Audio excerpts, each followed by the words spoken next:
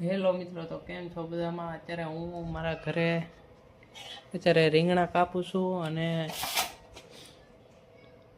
ટીંડોરા છે અને શક્કરિયા છે. તો ઊંધિયા માટે કાપું છું.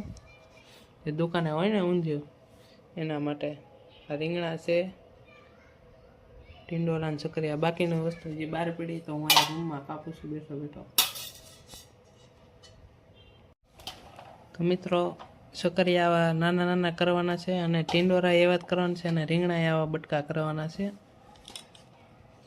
તો હજી આમાં અડધી કલાકનો સમય જાય, બધું કટિંગ કરશું.